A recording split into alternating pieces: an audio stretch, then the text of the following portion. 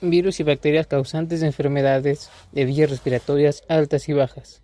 Los virus se transmiten a través de las gotas respiratorias, los alimentos, el agua, la saliva, el contacto íntimo y las manos. Distintos virus pueden provocar síntomas respiratorios similares. Muchas infecciones víricas empiezan en la bucofaringe o las vías respiratorias, infectan los pulmones y se diseminan sin provocar síntomas significativos. Los síntomas y la gravedad de la enfermedad vírica respiratoria dependen de la naturaleza del virus. Epidemiología. La epidemiología es la rama de la salud pública que tiene como propósito describir y explicar la dinámica de la salud poblacional, identificar los elementos que la componen y comprender las fuerzas que la gobiernan a fin de intervenir en el curso de su desarrollo natural. Agente causal.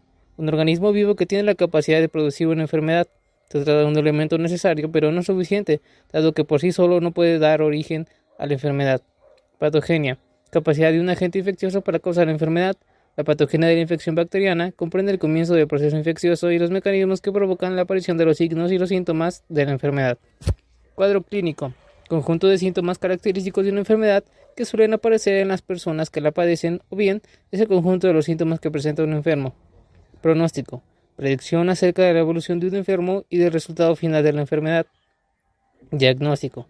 Proceso en el que se identifica una enfermedad, afección o lesión por sus signos y síntomas. Se pueden utilizar los antecedentes de salud o realizar un examen físico, pruebas como análisis de sangre, pruebas con imágenes o biopsias. Tratamiento. Conjunto de medios higiénicos, dietéticos, farmacológicos, quirúrgicos o físicos que se ponen en práctica para curar o aliviar una enfermedad. Prevención. Medidas destinadas no solamente a prevenir la aparición de la enfermedad, tales como la reducción de factores de riesgos, sino también a detener su avance y atenuar sus consecuencias una vez establecida. Picornavirus. Los picornavirus representan una familia de virus muy extensa respecto al número de miembros, pero uno de los más pequeños en términos del tamaño del virión y de la complejidad genética. Comprenden dos grupos principales: enterovirus, que son residentes transitorios del tubo digestivo humano y pueden aislarse de la faringe o del colon, y los rinovirus, que se alojan en el parásito respiratorio y se aíslan sobre todo en la nariz y la faringe. Los picornavirus se asocian menos frecuentemente con enfermedades en seres humanos. Incluyen el virus de la hepatitis A, el parvovirus, el cardiovirus y el virus H. Propiedades importantes de los picornavirus. Es un virión icosaédrico de 28 a 30 nanómetros de diámetro. Composición de RNA y proteína. Genoma RNA monocatenario lineal de sentido positivo. Proteínas. 4 polipéptidos principales desdoblados a partir de una poliproteína precursora de gran tamaño. Características sobresalientes. La familia está constituida por muchos tipos de animales de enterovirus y rinovirus que detectan enfermedades en el humano y que van desde la poliomielitis hasta la meningitis aséptica y el resfriado común. Grupo de enterovirus poliovirus. La poliomielitis es una enfermedad infecciosa aguda que en su forma grave afecta al sistema nervioso central. La mayor parte de las infecciones por poliovirus es subclínica asintomática. Patogenia y anatomía patológica. La boca es la vía de entrada del virus y la multiplicación primaria tiene lugar en la bucofaringe o el intestino. Por lo regular, el virus está presente en la faringe y en las heces antes del inicio de la enfermedad. Manifestaciones clínicas. Cuando una persona que es susceptible a la infección se expone al virus, la respuesta varía desde la infección asintomática hasta una enfermedad febril leve y parálisis grave y permanente. Epidemiología. La poliomielitis ha tenido 3 fases epidemiológicas: endémica, epidémica y la era de la vacuna. Las primeras 2 reflejan las pautas previas a la vacuna. Prevención y control. Se dispone de vacunas de virus vivos y virus muertos. Rinovirus. Son los virus que causan el resfriado común. Son los microorganismos que se aíslan con mayor frecuencia en personas con enfermedades respiratorias altas leves. Patogenia y anatomía patológica. El virus entra en las vías respiratorias superiores. Los títulos altos de virus en las secreciones nasales que pueden descubrirse desde los 2 a 4 días después de la exposición. Se asocian con enfermedad máxima. Los rinovirus pocas veces producen infección de las vías respiratorias bajas en personas sanas, aunque se relacionan en la mayoría de exacerbaciones agudas del asma. Manifestaciones clínicas. Los síntomas habituales en los adultos comprenden estornudos, obstrucción nasal, secreción nasal y disfagia. Otros síntomas son la cefalea, tos leve, malestar y una sensación de frío. La fiebre va a ser mínima o nula. Epidemiología. La introducción del virus en general es atribuible a niños preescolares y de edad escolar. La tasa de ataque secundario en la familia varían de 30 a 70%. Tratamiento y control. No se dispone de ningún método de prevención específico o tratamiento. Adenovirus. Los adenovirus se pueden replicar y producir enfermedades en los aparatos respiratorio, digestivo y urinario, así como en el ojo. Muchas infecciones por adenovirus son subclínicas y el virus puede persistir en el hospedador durante meses. Alrededor del 33% de los serotipos humanos conocidos originan la mayoría de los casos de adenovirus.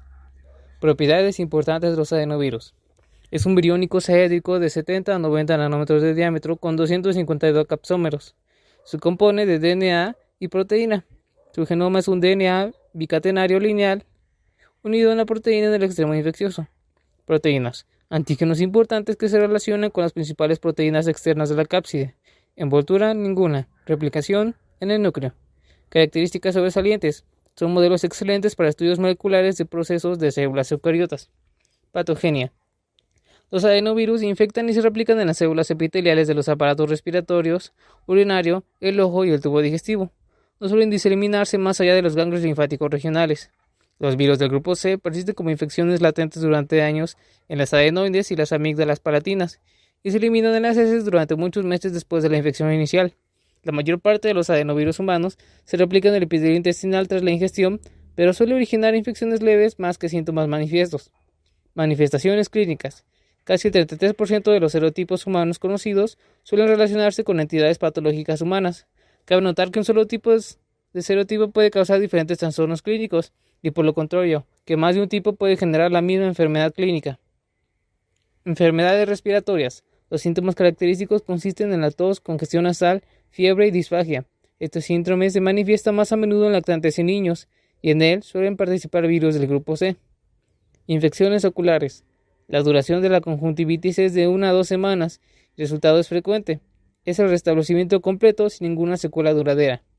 Infecciones gastrointestinales. Dos serotipos, el tipo 40 y el tipo 41, se han vinculado como causa de la gastroenteritis infantil y quizás origen al 15% de los casos de gastroenteritis viral en niños de corta edad. Epidemiología. Hay adenovirus en todas las partes del mundo. Están presentes durante todo el año y casi nunca originan brotes epidémicos de la enfermedad en la población. Los serotipos más frecuentes en las muestras clínicas son los tipos respiratorios, los números bajos, 1, 2, 3, 5 y 7, y aquellos de la gastroenteritis, 40 y 41. Los adenovirus se diseminan por el contacto directo por vía fecal oral y mediante pequeñas gotas respiratorias. Tratamiento. No se dispone de ningún tratamiento específico para las infecciones de adenovirus.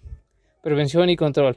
El lavado cuidadoso de las manos es la forma más fácil de evitar infecciones. Las superficies ambientales pueden desinfectarse con hipoclorito de sodio. En ámbitos grupales son recomendadas las toallas de papel, pues las toallas sucias tal vez sean una fuente de infección en los brotes epidémicos. Coronavirus. Son virus de RNA de gran tamaño con envoltura. Los coronavirus en seres humanos ocasionan el resfriado común. Pueden originar infecciones de la parte inferior del aparato respiratorio y se ha dicho que participan en la gastroenteritis de lactantes. Se han identificado coronavirus nuevos como la causa del síndrome respiratorio agudo grave y el síndrome respiratorio del cercano oriente. Propiedades importantes de los coronavirus. Es un virión esférico de 120 a 160 nanómetros de diámetro, con una nucleocápside helicoidal. Su genoma es un RNA monocatenario lineal no segmentado de polaridad positiva. Proteínas. 2 glucoproteínas y una fosfoproteína. Una envoltura que contiene grandes espigas ampliamente espaciadas en forma de palos de golf o pétalo. Su replicación se da en el citoplasma. Las partículas maduran por gemación en el retículo endoplasmático y en el aparato de Golgi. Características sobresalientes. Producen resfriados comunes, como el síndrome respiratorio agudo grave y el síndrome respiratorio del cercano oriente. Patogenia. Las infecciones por coronavirus en el ser humano casi siempre permanecen limitadas, aunque no siempre a las vías respiratorias altas. El virus también se puede detectar en otros órganos, como el riñón, el hígado, el intestino delgado y en las heces. Manifestaciones clínicas. Los coronavirus humanos producen resfriados comunes, por lo general febriles en adultos. Los síntomas son similares a los que generan los rinovirus.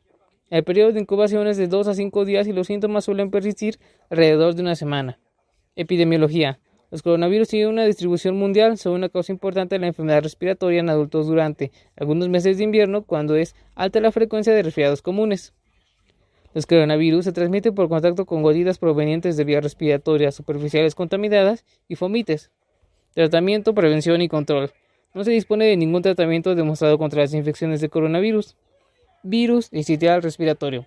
El virus sincitial respiratorio está clasificado como un neumovirus dentro de la familia de los paraxavirus. Su nombre se deriva de su capacidad para producir fusión celular en cultivos de tejido. No posee hemaglutinina o neuraminidasa. La estructura del virión es similar a la del virus del parainfluenza, excepto que las glicoproteínas de la envoltura se encuentran en una proteína de unión y una proteína de fusión. El genoma es lineal en sentido negativo y de cadena única. Epidemiología. Los brotes de infección por el virus incital respiratorio en la comunidad ocurren de forma anual, comenzando en cualquier momento a finales del otoño hasta principios de la primavera. Patogénesis. Se contagia a las vías respiratorias superiores por medio del contacto con secreciones infecciosas. La infección parece confinar principalmente el epitelio respiratorio con un compromiso progresivo de las vías aéreas mediante. Los principales datos patológicos están en los bronquios, bronquiolos y alvéolos. Incluyen necrosis de las células epiteliales, infiltrados inflamatorios de alvéolos y conductos alveolares. Manifestaciones. El periodo común de incubación es de 2 a 4 días, seguido del inicio de la rinitis. La gravedad de la enfermedad progresa hasta un máximo en el curso de 1 o 3 días. Tratamiento y prevención. Se dirige principalmente a la fisiopatología subyacente e incluye oxigenación adecuada, apoyo respiratorio cuando sea necesario, y observación estrecha para la complicación como la superinfección bacteriana y la insuficiencia cardíaca. Parainfluenza virus. Pertenece a la familia Paramyxoviridae. Tiene un genoma de ARN de sentido negativos y causan varias enfermedades respiratorias, desde el resfriado común hasta el síndrome pseudogripal o neumonía. Se clasifican en tipos 1, 2, 3 y 4. Los tipos 1, 2 y 3 son causas importantes de infecciones graves de las vías respiratorias inferiores en lactantes y niños pequeños. El tipo 4 solamente origina una infección moderada de las vías respiratorias superiores en niños y adultos. Epidemiología. Los tipos 1 y 2 tienden a provocar epidemias en otoño con repetición de los serotipos en años alternos. La enfermedad tipo 3 es endémica e infecta sobre todo a niños de 1 año. Su incidencia aumenta en primavera.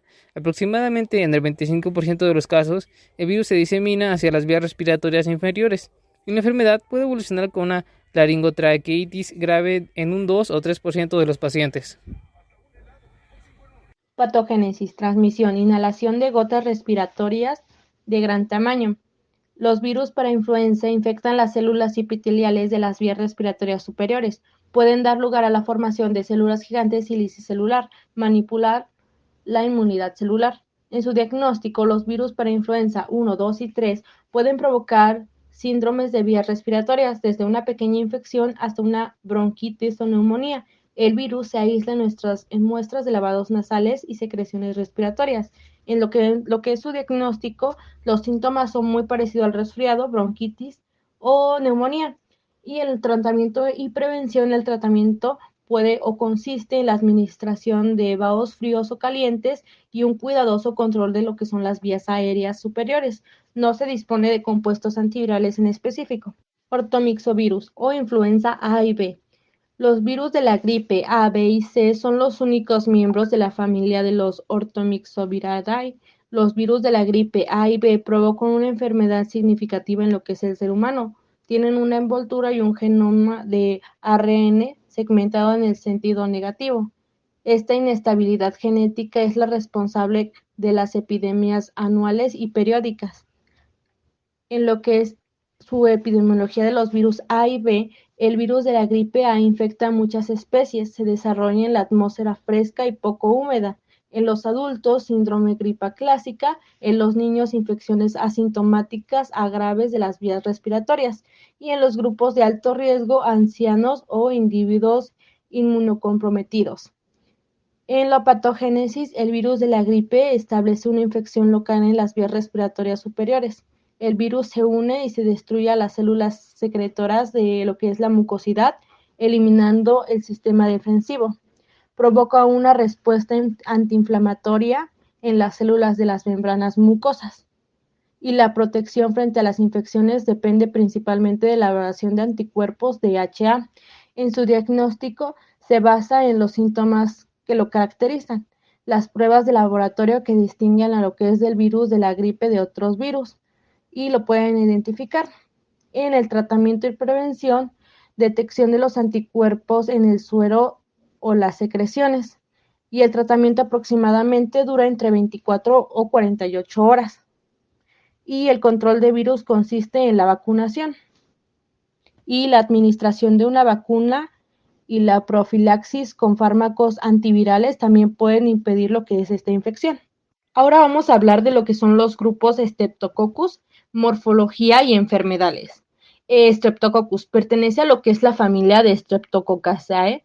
Se trata de bacterias gram positivas, catalosa negativa, anaerobias facultativas, inmóviles con formas esféricas o de coco. Algunas especies tienen cápsulas y pues normalmente se agrupan formando cadenas de 2 o más bacterias.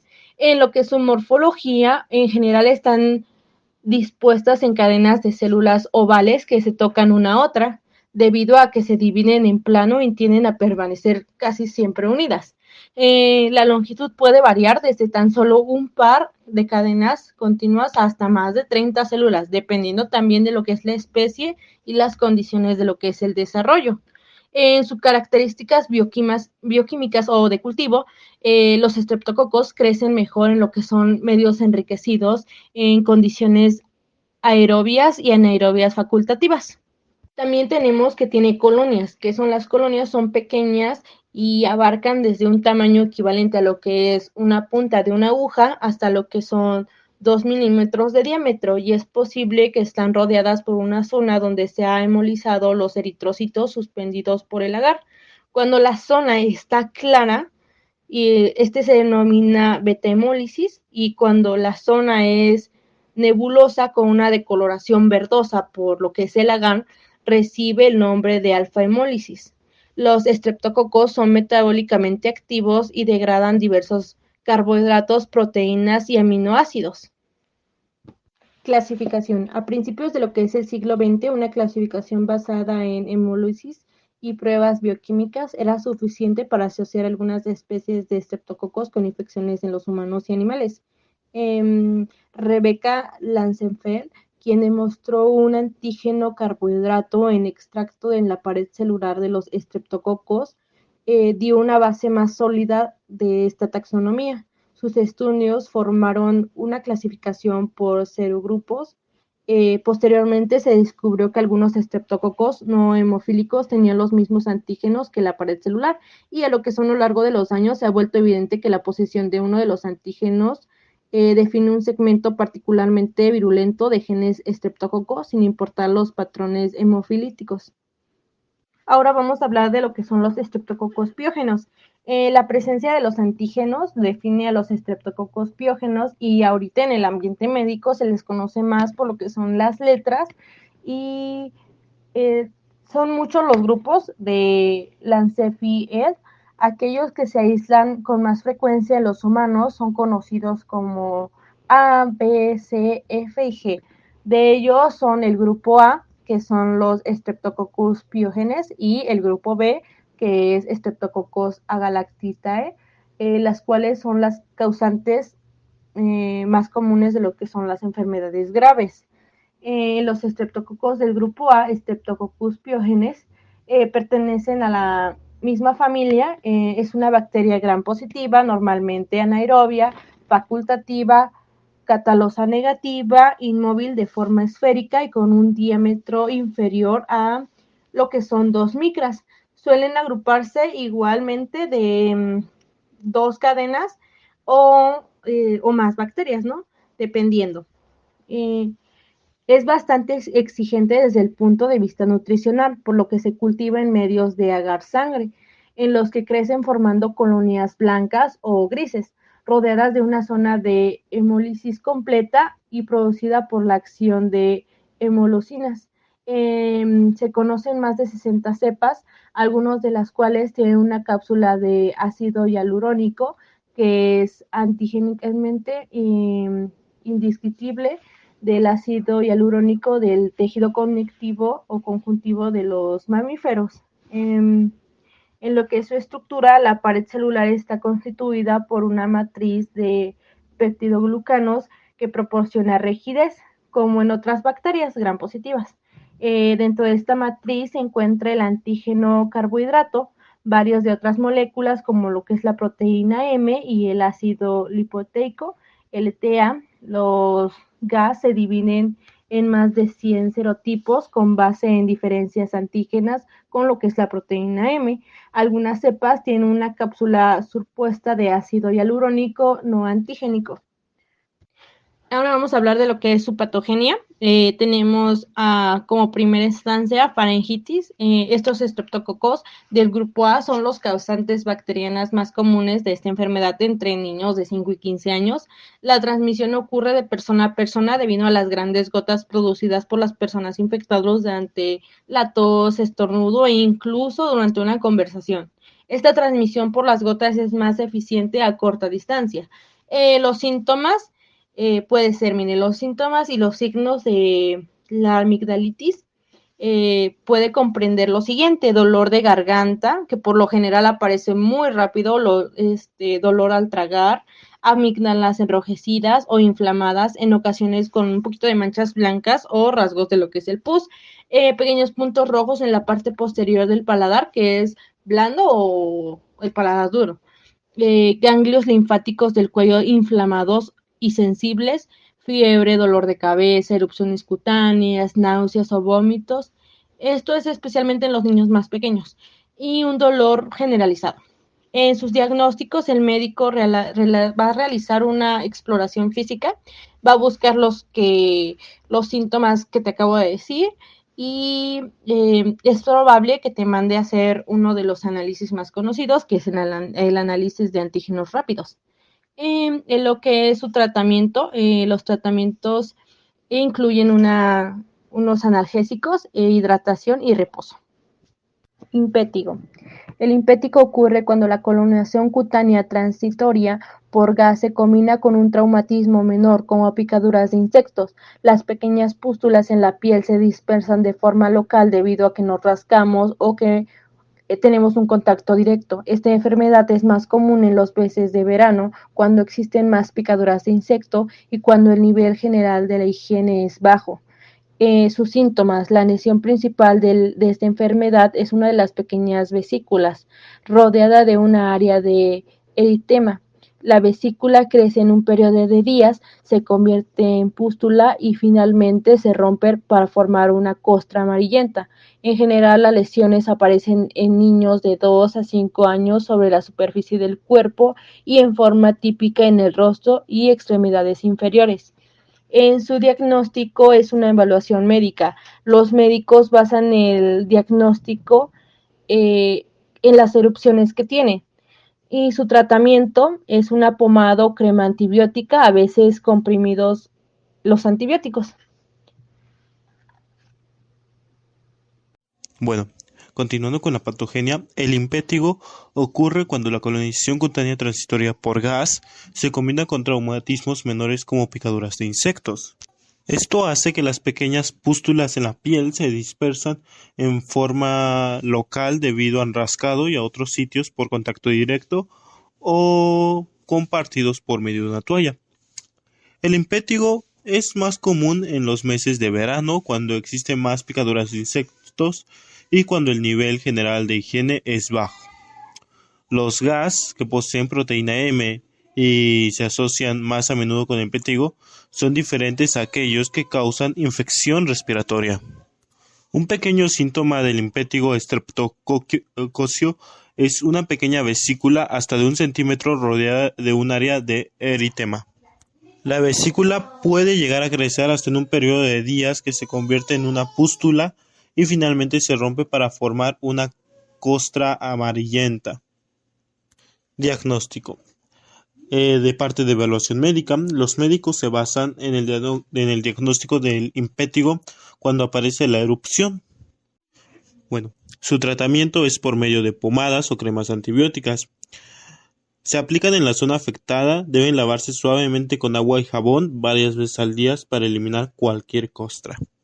Ahora bien, seguimos con la eripsela.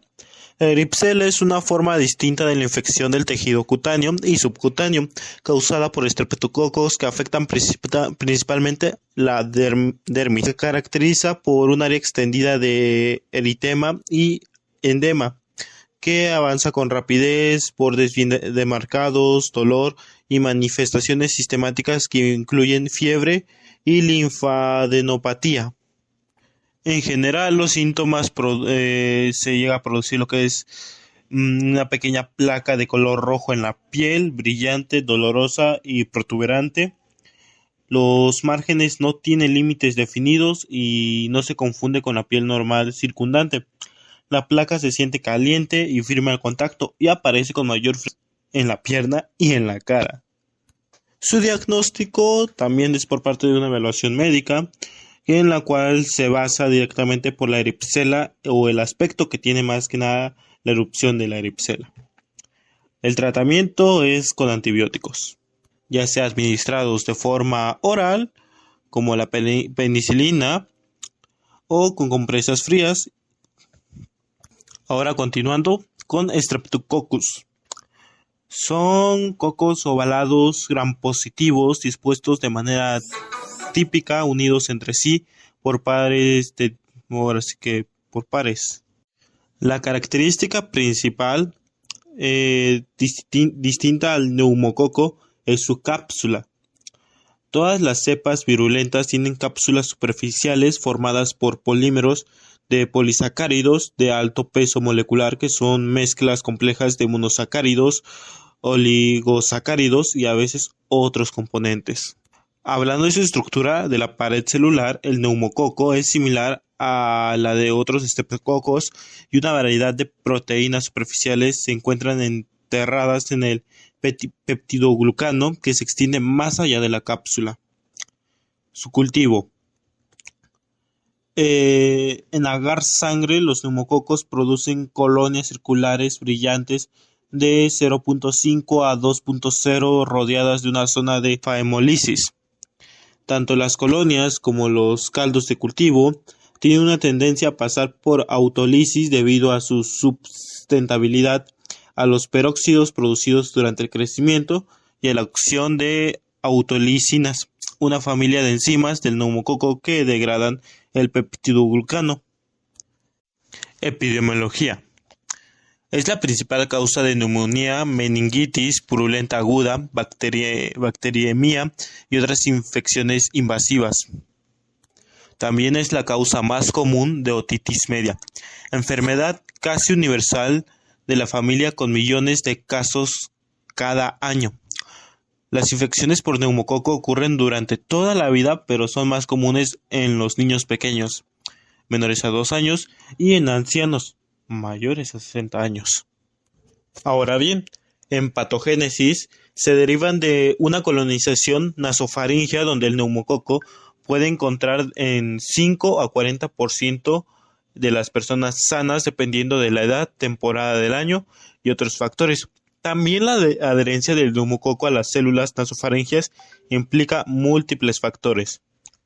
La principal relación es el efecto comunicante formado por la adhesión de las proteínas fijadoras de colonia a colonias de pared celular y a los carbohidratos que cubren o están expuestos en la superficie de las células epiteliales del hospedador. Cápsula. Cuando los organismos llevan al alveolo los factores de virulencia, el neumococo opera en 2 etapas. La primera ocurre al principio de la infección, cuando la cápsula superficial de los organismos intactos actúan para bloquear la fagocitosis por medio de inhibición del complemento. Esto permite que los organismos se multipliquen y propaguen a pesar de una respuesta inflamatoria aguda. Inmunidad.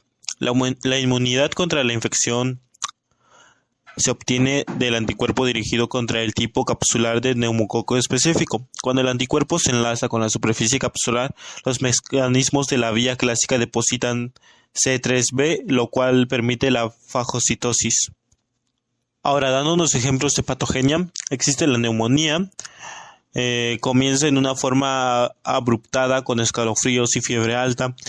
Es común la tos con producción de esputo, cuyo color va desde rosa hasta óxido, lo cual indica presencia de glóbulos rojos y dolor en el pecho.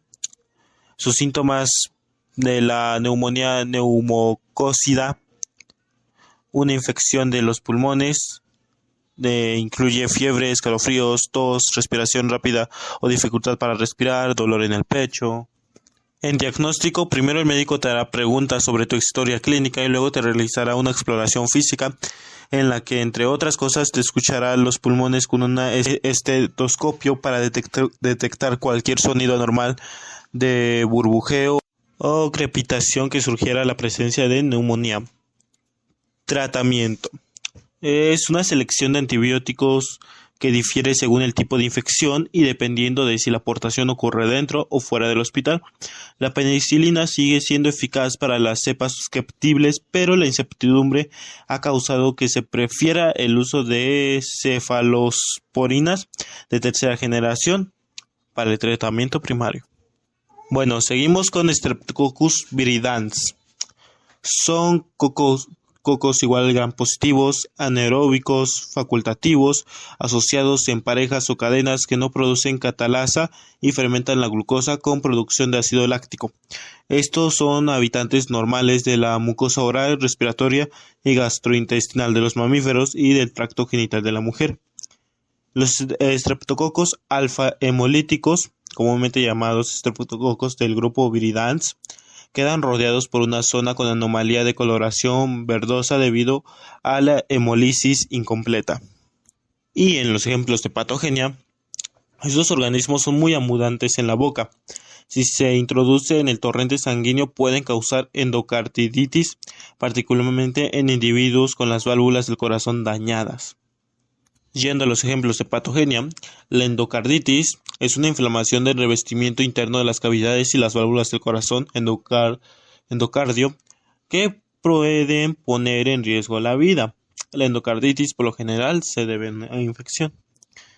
Sus síntomas más comunes de la endocarditis incluyen lo siguiente: dolor en las articulaciones y músculos, dolor en el pecho cuando respiras, fatiga, síntomas similares a la gripe como fiebre y escalofríos, sudoraciones nocturnas, falta de aire, hinchazón en los pies, las piernas o hasta en el vientre. Su diagnóstico es de acuerdo a un proveedor de atención médica que lleva a cabo un examen físico y hace preguntas acerca de los antecedentes médicos y los síntomas. Se hacen pruebas para confirmar o descartar la endocarditis. El tratamiento va desde lo que son antibióticos por vía intravenosa, en ocasiones de debridamiento, reparación o reemplazo valvular, evaluación y tratamiento odontológicos, eliminación de la fuente potencial de bacteremia, mantenimiento de la anticoagulación en pacientes con embolia cerebral. Ahora bien, seguimos con Staphylococcus aureus. ¿Qué son? Son cocos gram positivos que tienden a disponerse en racimos similares a uvas, aunque los estafilococos, una marca de tendencias a formar racimos, también se pueden observar células solas en pares o en cadenas cortos. Tienen una estructura gram positiva típicas en cuanto a su pared celular. En epidemiología, entre 10 y 30% de la población porta este organismo en dicha localización en cualquier momento dado, y las tasas entre pacientes y profesionales en hospitales pueden ser mayores a partir del sitio nasal. Las bacterias se eliminan hacia la piel expuesta y la ropa del portador y de las demás personas con las que entran en contacto.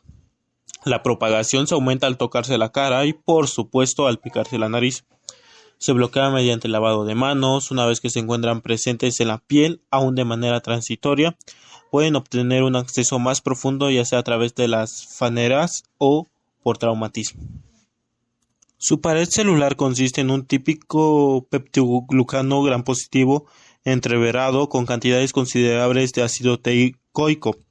Es probable que las proteínas de superficie con un factor de aglutinación que se enlazan al fibrinógeno, así como las proteínas fijadoras de fibronectina, representen un papel en las primeras etapas de la infección. La proteína A es única en cuanto enlaza la porción Fc de las moléculas de LG, dejando la porción Fab de reacción al antígeno dirigida hacia el interior volteada. Es probablemente que la proteína A contribuya a la virulencia. Ahora bien, en patogenia, infección primaria, las etapas iniciales de adherencia se encuentran mediadas por una variedad de proteínas de superficies que se enlazan a células hospedadoras o elementos sobre sus superficies. Las proteínas que se enlazan con la fibronectina, glucoproteína, ubicadas sobre las superficies mucosas, tienen particularmente importancia en las primeras etapas de la infección. Enfermedad mediada por toxinas. En la intoxicación alimentaria por estafilococo no hay infección alguna, Las bacterias contaminantes producen exopirógenas en los alimentos y pueden iniciar su acción enterotóxica dentro del intestino horas después de su ingestión. La toxina absorbida del sitio de infección alcanza su sitio de unión en el estrato granuloso del lactante a través de la circulación y ocasiona una descamación generalizada a causa de su acción sobre la epidermis queratinizada. Para el diagnóstico, las lesiones más agudas sin tratamiento contienen numerosos leucocitos poliforminucleares y grandes números de cocos gram positivos en racimos. Las pruebas de catalasa y coagulasa que se llevan a cabo directamente a partir de las colonias son suficientes para su identificación. Dentro del tratamiento, la mayoría de los furúnculos y abscesos estafilococidos superficiales se resuelven de manera espontánea sin terapia antimicrobiana. Aquellos más extensos, profundos o en órganos vitales requieren de una combinación de drenaje quirúrgico y antimicrobianos para un desenlace óptimo. Los antibióticos que más frecuentes se utilizan son las penicilinas, streptomicina, tetraciclina, eritromicina, neomicina y novomiosina. Dentro de la prevención y control se debe tener principal cuidado en hospitales portadores, lavarse bien las manos y deben aplicarse antisépticos a las áreas afectadas para tratar de controlar la diseminación. Hablemos de Haemophilus influenzae. Es un pequeño bacilo gram negativo que tiende a asumir un aspecto de cocobacilo. Se encuentra entre las más pequeñas de las bacterias. Los extremos curvos de los bacilos cortos hacen que muchos parezcan ser casi circulares, de ahí el nombre de cocobacilo. Esta bacteria es un patógeno estrictamente humano y no tiene fuentes animales o ambientales conocidas. Se le puede encontrar en la flora nasofaringea normal de 20 a 80% de las personas sanas, dependiendo de la edad, temporada del año y otros factores. Esta bacteria puede tener una cápsula o no tenerla. Aquellos que sí la poseen se dividen en 6 serotipos. Las cepas de Haemophilus influenzae encontradas comúnmente en la flora normal de la nasofaringe invaden en forma ocasional los tejidos profundos.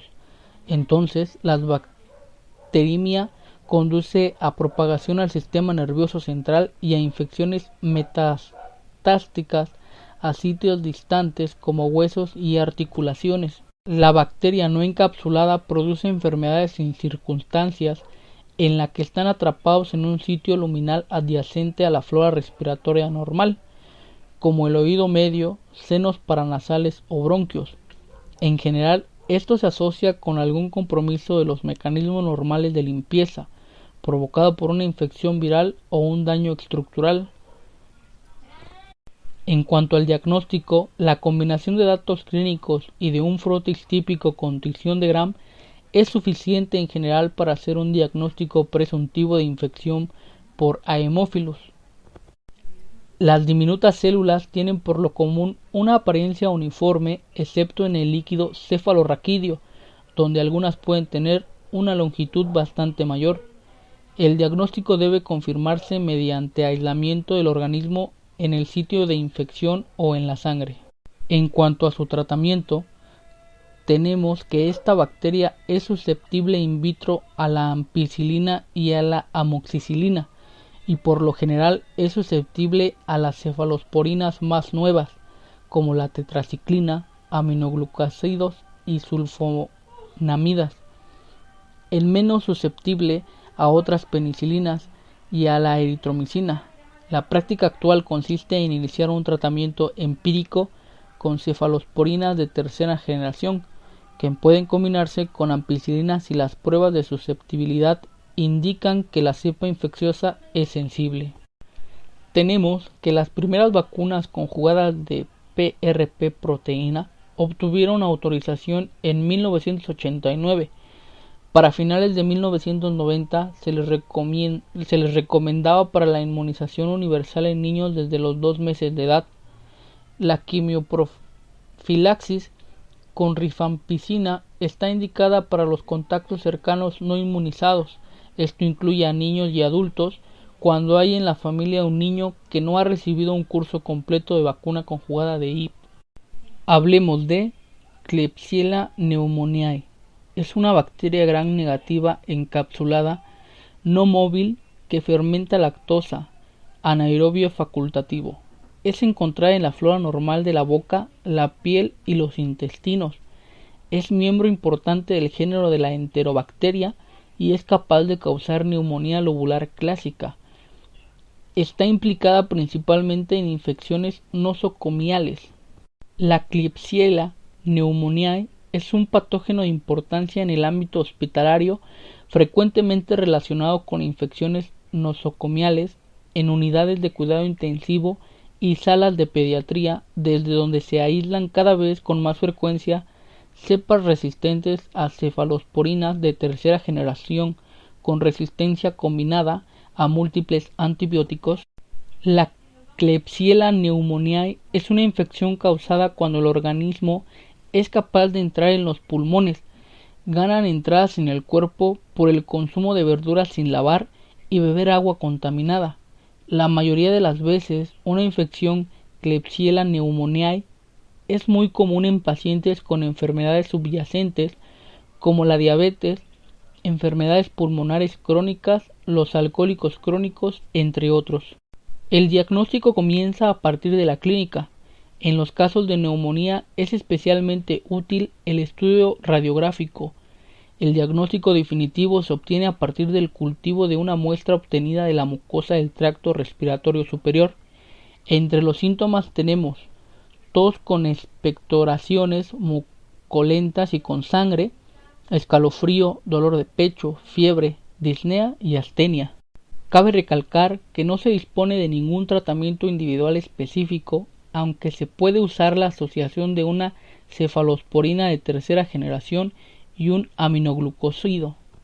Se puede usar controles de sanitación eficientes en los hospitales, un buen lavado de manos antes de consumir alimentos y evitar el contacto con personas infectadas. Hablemos de Chlamydophila pneumoniae, patógeno humano intracelular muy prevalente con un ciclo único de desarrollo bifásico, que causa infecciones respiratorias en las vías altas y neumonía.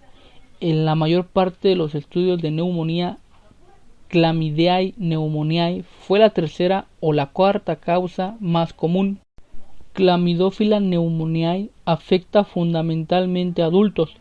La mayor incidencia se da en ancianos y es responsable del 10% de todos los casos de neumonía. La seroprevalencia es baja en niños, pero puede ser superior al 50% en adultos. La mayoría de las personas sufren infecciones y reinfecciones a lo largo de su vida. Esta bacteria penetra en el organismo humano, utiliza la célula epitelial columnar o de transición, infectando las vías respiratorias y a los monocitos. Inicialmente lo hacen en las células respiratorias de las vías altas y bajas y se disemina por la sangre gracias a los monocitos. Esto le permite la colonización a distancia de muchos lugares del organismo, tales como las arterias. Las enfermedades provocadas por Chlamydophila pneumoniae pueden provocar una tos prolongada, bronquitis y neumonía, así como dolor de garganta, laringitis, infecciones del oído y sinusitis. Por lo general, comienzan de manera gradual con un dolor de garganta seguido de tos aproximadamente una o varias semanas después. La tos puede durar de 2 a 6 semanas. Para su diagnóstico, los métodos de laboratorio para el diagnóstico de la infección incluyen el aislamiento del microorganismo en cultivo celular, los ensayos serológicos y las pruebas de amplificación de DNA. La PCR ofrece una alternativa más rápida para la identificación de la infección. El tratamiento con doxiciclina, acitromicina o claritromicina, levofloxacina o moxifloxacina es bastante efectivo en pacientes con infecciones, pero la información sobre la eficacia de los antibióticos está muy limitada. Para reducir la posibilidad de contagio, debe contar con una buena práctica de higiene, incluir lavar sus manos de manera frecuente. Hablemos de Mycoplasma pneumoniae. Es una bacteria muy pequeña, comprendida entre de la clase Moicutes. En humanos causa neumonía primaria atípica, un tipo de neumonía bacteriana. Puede causar neumonía, afecciones de la tráquea, bronquios y faringe. Es un patógeno exclusivamente humano y de distribución universal. Es responsable de un 15 a 20% de las neumonías adquiridas en la comunidad. La edad más frecuente son niños entre 5 y 15 años de edad, aunque se puede producir a cualquier edad. Patogenia es un patógeno extracelular cuya supervivencia depende de su capacidad adhesiva a las células del epitelio respiratorio. Se produce rápidamente, alcanzando la máxima concentración de anticuerpos de 3 a 6 semanas seguidamente. Síntomas. Puede ser asintomática hasta 20% de los casos. Las manifestaciones clínicas se desarrollan gradualmente, en un periodo de varios días, inicialmente con síntomas de la vía aérea superior, con onicofagia y o disfonía, que luego progresan a la vía aérea inferior, agregándole tos. Diagnóstico. Se basa en su detección por PCR combinada con la serología. El cultivo reservado para laboratorios especializados es lento y baja densidad. Tratamiento y prevención. Los antibióticos eritromicina, claritomicina o acitromicina son eficientes para el tratamiento. No existe vacunas para la prevención de la infección por micoplasma y no tienen medidas eficientes y confiables.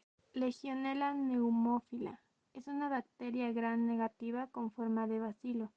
Vive en aguas estancadas a elevadas temperaturas y su crecimiento se ve favorecida por la presencia de materia orgánica. Requiere oxígeno para respirar y posee un flagelo para desplazarse. Epidemiología. Puede llegar al 40% en pacientes con infecciones adquiridas en el hospital, ancianos y pacientes inmunodeprimidos, neonatos durante los partos en el agua. Patogenia. Directamente relacionada con su capacidad de invadir y multiplicarse en un gran número de células eucariotas como monocitos, macrófagos alveolares humanos, diversas células epiteliales y fibroblastos humanos. Síntomas. Puede presentarse una neumónica, enfermedad del legionario, y no neumónica, fiebre de Pontiac. La enfermedad del legionario se presenta fiebre, pérdida de apetito, cefalia, malestar general y letargo, mientras que la fiebre de Pontiac presenta fiebre, escalofríos, malestar general y mialgia. Diagnóstico. Requiere el cultivo en medios específicos, pruebas serológicas o en orina de antígenos o análisis de reacción en cadena de la polimerasa. Tratamiento. Se lleva a cabo con fluoroquinolasas o doxiciclina. No existe vacuna. La prevención es desinfección por microclorito de sodio e inactivación física. La utilización de ropa de trabajo y equipos de protección individual. Aeromonas. Bacterias ubicadas principalmente en ambientes acuáticos, en leche, helados y carne. Son asociados a cuadros infecciosos. Epidemiología. Mayormente observados en niños muy pequeños. Epidemiología. Mayormente observados en niños muy pequeños. También se presentan en personas con un sistema inmunológico deficiente o con enfermedades subyacentes susceptibles a infecciones muy severas. Relacionado con enfermedades hematobiliares, cáncer, linfoma y leucemias. Síntomas. Las manifestaciones cutáneas de la infección pueden acompañarse de fiebre, malestar general, leucocitosis, edema y eritema. Relacionado con enfermedades hematobiliares, cáncer, linfoma y leucemias. El diagnóstico es mediante aislamiento de aeromonas de heces que son en agar-sangre con ampicilina o en agar-sin. Tratamiento y prevención. Es sensible a trimetopromina, sulfametaxazol, cloramanfenicol, gentamicina y ampicilina, resistentes a ampicilina. Evitar el consumo de mariscos crudos, no utilizar agua de mar, cocción adecuada de los vegetales y carnes de aves, consumir leche y derivados pasteurizados. Plexiomonas es un bacilo gram negativo anaerobio facultativo, no esporulado, oxidasa y catalasa positiva, productor de indol y fermentador de glucasa. Principales reservorios se encuentran en peces, mariscos, animales domésticos y de corral. Epidemiología. Encontrada en agua dulce, suelo, pescado de agua dulce, mariscos como ostras, langostinos, entre otras, y numerosos animales acuáticos o no como los pollos. Presentes en el agua no sanitaria que se haya utilizado como agua de bebida, aguas de recreo, aguas para limpiar alimentos que se consumen sin cocinar. Patogenia. La patogenicidad de la infección causada por cigenoides es desconocida. Esta puede ser identificada a través del uso de simples análisis bacteriológicos, análisis de serotipos y pruebas de sensibilidad con antibióticos. Síntomas. Produce fiebre, escalofríos, dolor abdominal, náuseas, diarrea o vómito. Pueden comenzar luego de las 20 a 24 horas. La duración de la enfermedad en personas sanas puede ser de 1 a 7 días. Presenta diarrea acuosa, no mucosa y libre de sangre. Diagnóstico. Es mediante el cultivo en medios específicos y ensayos bioquímicos. También se han desarrollado técnicas moleculares en donde amplifican las secuencias concretas de ADN de la bacteria. Tratamiento y prevención. Son microorganismos resistentes a ampicilina, sensibles a la mayoría de antibióticos como son enteropatógenos. Evitar el consumo de mariscos crudos y de agua superficial. Morfología, patogenia, cuadros clínicos, diagnóstico y tratamientos causantes de la Mycobacterium tuberculosis. Mycobacterium tuberculosis.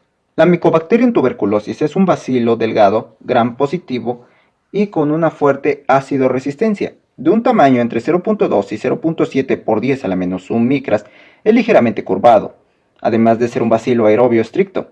Son inmóviles, no formadores de esporas ni cápsulas y de crecimiento lento. Cabe hacer mención que su pared celular es rica en lípidos, lo que hace al microorganismo resistente a desinfectantes, detergentes y antibióticos. La enfermedad va a depender fundamentalmente de la respuesta del hospedero frente a la infección, es decir, el patógeno intracelular es capaz de producir infecciones de por vida. Desde el momento en que ingresa a las vías respiratorias y las partículas infecciosas alcanzan a los alvéolos, estas en un paciente normal serán fagocitadas por los macrófagos alveolares, pero cuando una persona se encuentra inmunodeprimida, ésta no tiene la capacidad de fagocitar, lo que proporciona a la bacteria a su desarrollo y crecimiento y expansión. El cuadro clínico dicta que hay dos tipos de tuberculosis, una latente y una activa. La latente es cuando la infección está inactiva, es decir, podemos haber estado contagiados pero sin ningún síntoma. Y la tuberculosis activa, que quiere decir que la persona está enferma y manifiesta síntomas. Los síntomas van desde una tos duradera, que va de 3 semanas o más, además de tener tos con estrias sanguinolentas, fatiga, fiebre, pérdida de peso inexplicable, sudoración, además que puede presentar otros síntomas no tan frecuentes como dolor de espalda y asimismo presencia de tejido hemático en la orina.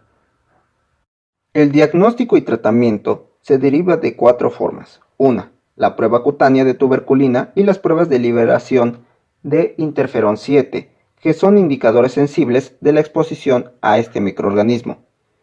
2. La microscopía y el cultivo son sensibles y específicos.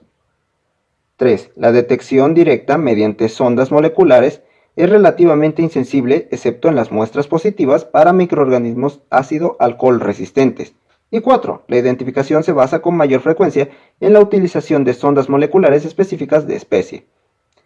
En cuanto al diagnóstico, se puede hacer por diferentes pruebas. Una es la prueba cutánea de tuberculina y las pruebas de liberación de interferón 7, que son indicadores sensibles de la exposición a microorganismo. La microscopía y el cultivo son sensibles y específicos. La detección directa mediante sondas moleculares es relativamente insensible, excepto en las muestras positivas para microorganismos ácido-alcohol resistentes. La identificación se basa con mayor frecuencia en la utilización de sondas moleculares específicas de especie. En cuanto al tratamiento, se necesita de pautas con múltiples fármacos y cursos de tratamiento prolongados para prevenir la aparición de nuevas cepas resistentes a los fármacos. Algunos ejemplos utilizados de fármacos son la isoniazida, etambutol, piracinamida, rifampicina, levofloxacino, entre otros. Bordetella pertussis. La bordetella es un cocobacilo gram negativo muy pequeño y aerobio estricto. Se reconocen 8 especies, pero 4 de ellas son responsables de la enfermedad en el ser humano. Bordetella pertussis. Es un agente responsable de la tosferina, la cual se caracteriza por 3 estadios: catarral, paroxístico y de convalescencia. Esta infección se inicia cuando los aerosoles infectados son inhalados y las bacterias adhieren y proliferan en las células epiteliales ciliadas.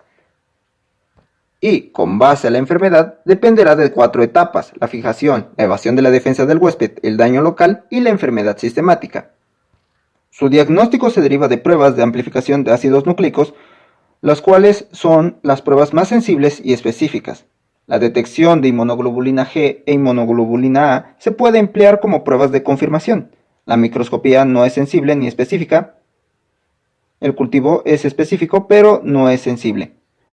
En cuanto al tratamiento y la prevención, el tratamiento con un macrólido, acitromicina y claritromicina es eficaz para la erradicación de este microorganismo y la reducción de la duración de la fase infecciosa, así como las vacunas que contienen toxinas de tosferina inactivada, hemoglutanina y filamentoso hipertacina, los cuales son muy eficaces.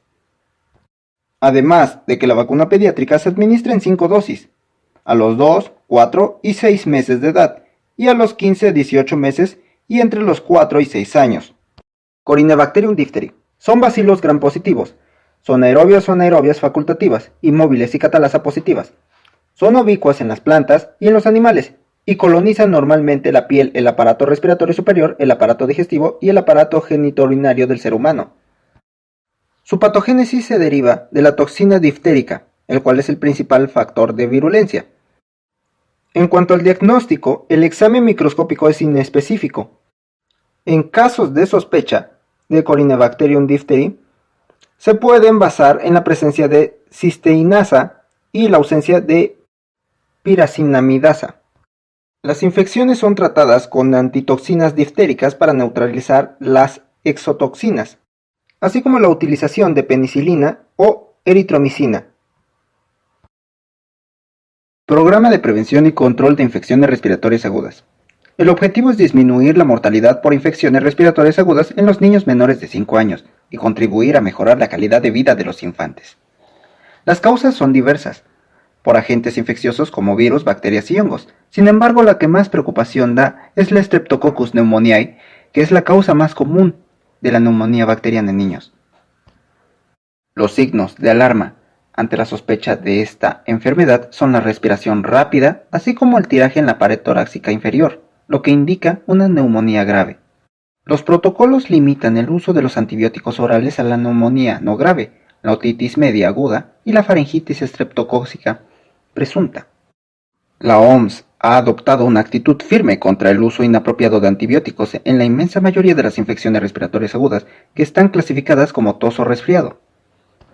Las medidas de prevención para prevenir alguna infección respiratoria son el lavado de manos de manera correcta con una buena técnica, el inculcar y educar a nuestro hijo a tener una perfecta higiene, mantener limpios los juguetes, evitar el hábito de fumar cerca de los niños y niños, ventilar las habitaciones y mantener los esquemas de vacunación al corriente. Siempre y cuando tengas alguna sospecha de una infección respiratoria aguda, hay que tener una consulta oportuna. Y de preferencia debes de tener perfectos cuidados, así como de tener una consulta propia de un doctor certificado.